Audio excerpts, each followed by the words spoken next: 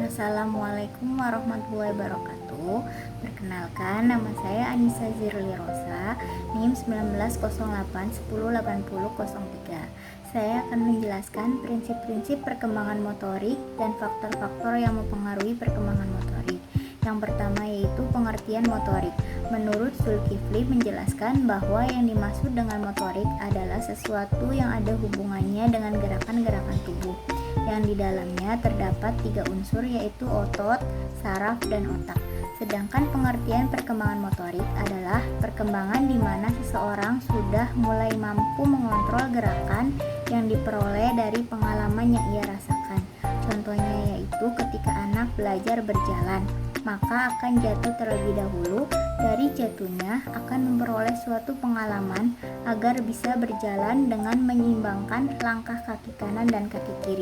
Yang kedua yaitu prinsip-prinsip perkembangan motorik. 1. Kematangan saraf. Kemampuan anak melakukan gerakan motorik sangat ditentukan oleh kematangan saraf. Contohnya yaitu motorik halus yaitu menggunting, menempel, sedangkan motorik kasar yaitu berlari, melompat.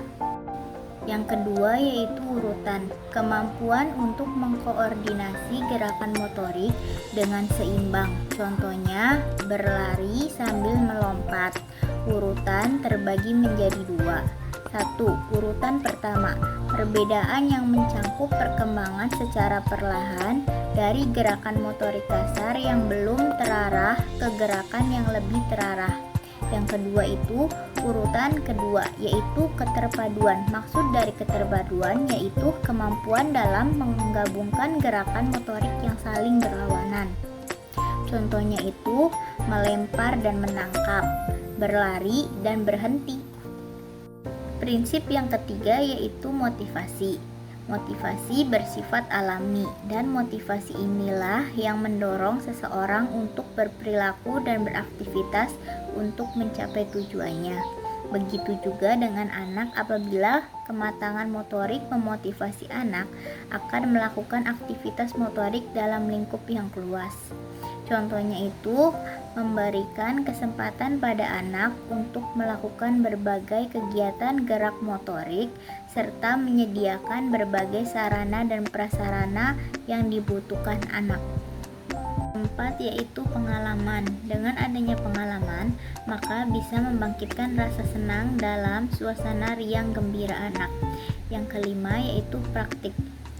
Praktik yaitu perkembangan motorik anak perlu dipraktikkan dengan bimbingan guru. Sedangkan menurut Depdiknas, prinsip-prinsip perkembangan motorik dibagi menjadi 5. 1. Perkembangan motorik bergantung pada kematangan otot dan saraf. Yang kedua itu belajar keterampilan motorik tidak terjadi sebelum anak matang otot dan otaknya. Yang ketiga itu perkembangan motorik mengikuti pola yang dapat diramalkan, yaitu dari kepala ke kaki dan dari sendi utama ke bagian terkecil. Yang keempat itu dimungkinkan mengikuti norma perkembangan motorik. Yang kelima, terjadi perbedaan individual dalam laju perkembangan motorik. Yang ketiga yaitu faktor-faktor yang mempengaruhi perkembangan motorik. 1. Kematangan. Kemampuan anak melakukan gerakan motorik sangat ditentukan oleh kematangan saraf yang mengatur gerakan. Yang kedua, gizi. Anak yang mendapatkan asupan gizi yang baik, maka secara kondisi fisik anak juga akan memiliki kondisi yang baik. Yang ketiga itu obesitas. Obesitas yaitu kelebihan berat badan. Jika anak malas bergerak, maka lemak akan tertimbun dan membuat tubuh menjadi gemuk karena kurang gerak. Yang keempat yaitu jenis kelamin. Dengan perbedaan jenis kelamin akan tampak dalam berbagai kegiatan motorik. Yang kelima itu latihan. Latihan untuk mengembangkan keterampilan motorik anak perlu dilakukan latihan. Yang keenam yaitu motivasi. Dengan diberikan kesempatan pada anak untuk melakukan berbagai kegiatan motorik. Yang ketujuh yaitu pengalaman. Dengan adanya pengalaman, anak akan belajar dari pengalaman yang ia rasakan. Yang kedelapan yaitu urutan, yaitu kemampuan untuk mengontrol gerakan motorik secara seimbang.